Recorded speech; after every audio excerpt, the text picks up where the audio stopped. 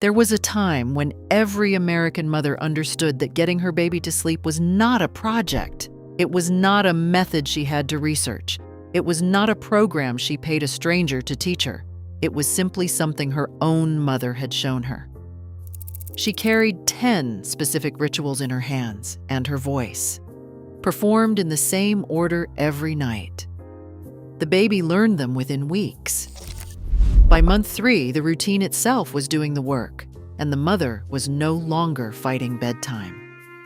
Most modern mothers have lost them, not because babies stopped needing them, because the chain of transmission broke, and a generation of women grew up believing that infant sleep was a problem requiring an app, a consultant, and a $400 course.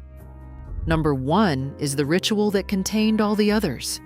Almost no woman under 40 performs it anymore. Let me walk you through what we lost. Number 10, the same bedtime every single night. The baby in the 1970s went to sleep at the same hour every night from his second month of life. 7 in the evening, sometimes 7:30, never later than 8, even on summer evenings when the sun was still bright outside the kitchen window. The mother did not negotiate this time. She did not let the schedule slide for visitors, for the evening news, or for her own convenience. The baby's body learned the rhythm within 14 days. By the 3rd week, his eyes would begin to droop at 6:45, before the mother had even started the routine. The modern household allows bedtime to drift. Some nights 8, some nights 9, some nights 10 if the parents are out. The baby never learns a rhythm because no rhythm is ever fully installed. Then the parents wonder why he fights sleep. The schedule was free, the consistency was harder, but it was the foundation of everything that came after. Number 9, a warm bath 30 minutes before sleep. Every baby in the 1970s was bathed in warm water, in a plastic baby tub set inside the kitchen sink, or directly in the avocado green bathroom sink that defined the era. 30 minutes before bed. The water was warm enough to be soothing, not hot. The bath lasted 10 minutes. A warm bath raises the baby's core body temperature slightly, and the gradual cooling that follows triggers the natural release of melatonin within about 30 minutes. The mother in 1975 just knew that a bathed baby fell asleep faster. The modern mother sometimes skips the bath, and sometimes does it in the morning. The biological signal is lost. The baby's body is no longer being told it is night. Number 8, swaddling, done correctly. The 1970s mother swaddled her baby every night from birth until he could roll. She used a square of soft cotton flannel, often a hand-me-down receiving blanket from her own baby shower, folded it diagonally, and wrapped the baby firmly enough that his arms could not startle him awake, but loosely enough at the hips that his legs could move freely. The wrap mimicked the pressure of the womb. It stopped the involuntary startle reflex that wakes most newborns every 20 minutes through the first 3 months. The modern mother is often afraid of swaddling. The technique has not been passed down properly, so she does it wrong or skips it entirely. The startle reflex still happens. The baby still wakes every 20 minutes. The mother assumes her baby is a bad sleeper. The baby is not a bad sleeper. He is an unswaddled one. Number 7, the same lullaby every single night. Every mother in the 1970s had one song, not 5, not a playlist. One song that she sang to her baby every single night in the same voice at the same point in the routine for the entire first year. For many mothers, it was something from the radio. For others, it was a hymn or a song their own mother had sung to them. By the 2nd month, the baby's nervous system had wired the song to sleep. The first 3 notes were enough to start his eyelids drooping. The modern mother often uses a different lullaby app each night, or no song at all. The brain never gets the chance to wire a specific cue to sleep. The song cost nothing. The repetition is what made it work. The repetition is what was lost. Number 6, dimming the lights an hour before bed. The 1970s home had no overhead LED panels, no bright screens in the bedroom.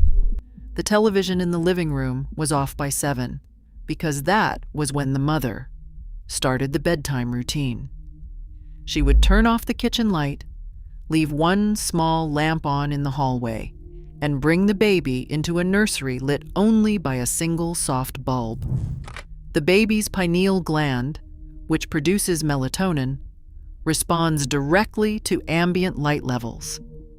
As the room darkens, melatonin production rises. By the time the mother laid him in the crib, his brain was already preparing for sleep. The modern nursery is often lit by bright white overheads until the moment of lights out.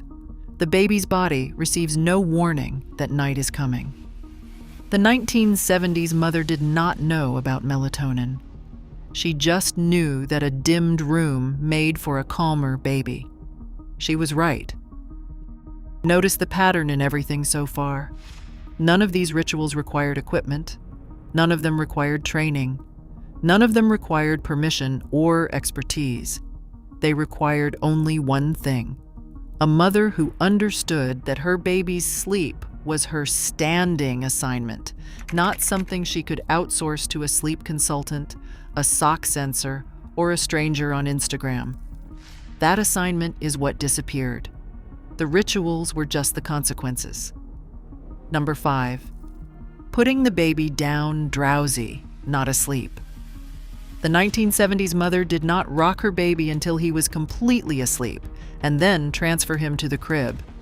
She rocked him in a wooden rocking chair until his eyes were heavy but still slightly open, then placed him in the crib while he was still aware of where he was being put.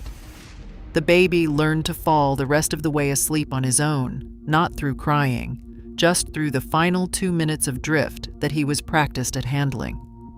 The modern mother often rocks her baby fully to sleep, transfers him to the crib, and then wonders why he wakes 10 minutes later in a panic. He fell asleep in her arms and woke up in a strange place. Of course he panicked. Drowsy but awake. 4 words, the most important 4 words in 1970s infant sleep, and almost nobody passes them on anymore. Number 4, the phrase, "Good night, my love. See you in the morning." Every mother in the 1970s had a closing phrase, the same words every night, spoken in the same gentle voice, just before she left the nursery. The phrase was the final signal. The bath was done. The song was sung. The room was dim. Now the words came, and after the words, the door closed.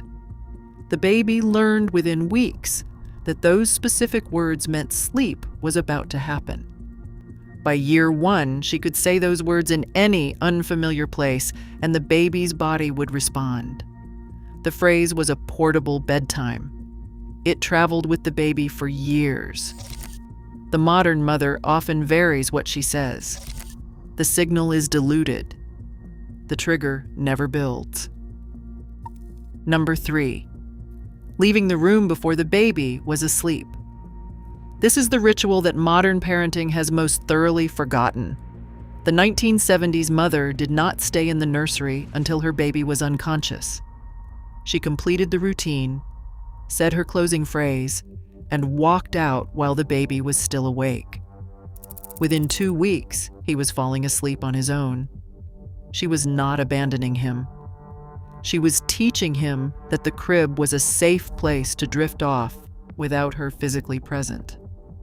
The modern mother often stays in the room, sometimes for 1 hour, until her baby is fully asleep. The baby learns that her presence is required for sleep to happen. When he wakes in the night, he cannot get back to sleep without her, because he never learned how. The 1970s mother walked out. The 1970s baby learned. That was the foundation of sleeping through the night. Number 2, trusting the baby to settle himself. The 1970s mother did not run back into the nursery at the first whimper. She waited. She listened. She knew the difference between a settle cry and a real cry, and she gave her baby the chance to handle the settle cry on his own. The settle cry was the sound a baby made while transitioning between sleep cycles. It lasted 30 seconds, sometimes a minute, and then resolved on its own. If the mother ran in, she interrupted the very process he was successfully completing. The modern mother often responds to every sound within seconds because she has a video monitor showing her every facial expression in real time. The baby is pulled out of the natural transition. He never learns to bridge his own sleep cycles. The 1970s mother's patience was not cold. It was respectful. She trusted her baby to do what his body was built to do. He learned to trust himself because she did. Number 1, carrying her baby's sleep as her standing assignment. This is the meta ritual, the one that produced all the others. The 1970s mother did not wait until bedtime to start being responsible for her baby's sleep. She carried that responsibility from the moment he was born. The schedule, the bath, the swaddle, the lullaby, the dim light, the drowsy but awake transfer, the closing phrase, the walking out, the trusting silence. None of these were techniques she had to remember to apply. They were small expressions of a single underlying commitment. She believed her baby could learn to sleep, so she taught him every night with the patient confidence of someone who had been raised by a mother who did the same. When that commitment broke down, somewhere between 1985 and 2005, the rituals became disconnected from each other. Without the underlying belief that the baby was capable of learning, each ritual felt insufficient on its own. Mothers gave up and reached for products instead.